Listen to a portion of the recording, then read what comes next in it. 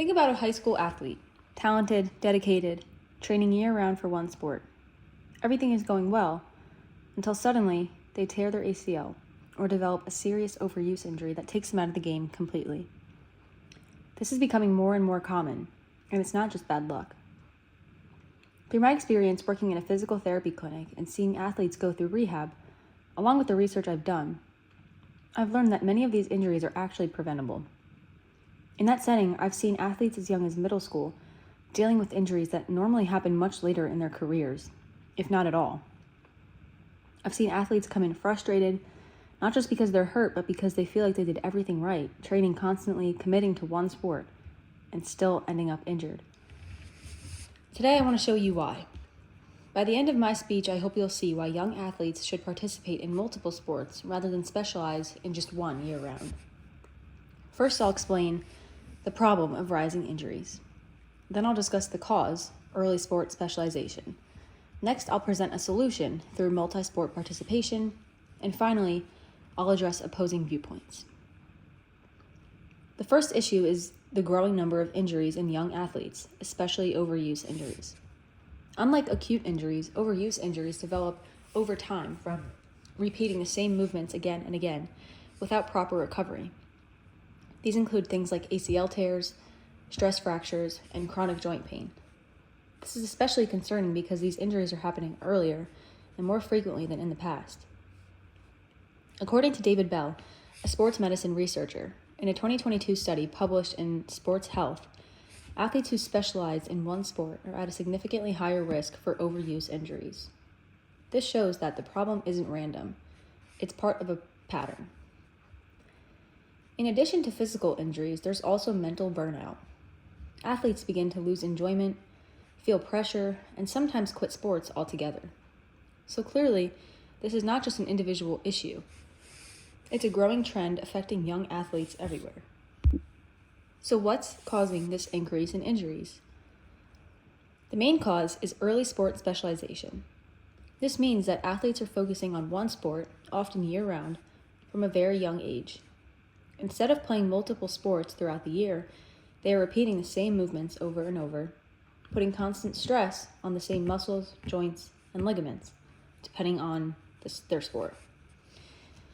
There's also a lot of external pressure.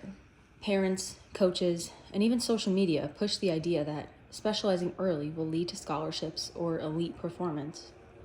But that comes at a cost.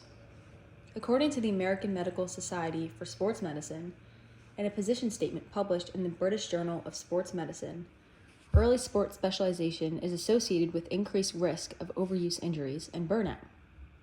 So the very thing athletes will help them succeed may actually be putting them at a greater risk. So how do we fix this problem? The solution is multi-sport participation. Playing multiple sports allows athletes to use different muscle groups, reducing repetitive stress on the body. It also helps develop overall athletic ability, things like coordination, balance, and strength for all kinds of sports. And just as important, it gives athletes a mental break, keeping sports enjoyable rather than overwhelming. Research supports this approach. A study in the Journal of Athletic Training found that athletes who participate in multiple sports experience fewer repetitive stress injuries and develop more balanced physical skills. This shows that multi-sport athletes are not only healthier, they're also often more adaptable athletes.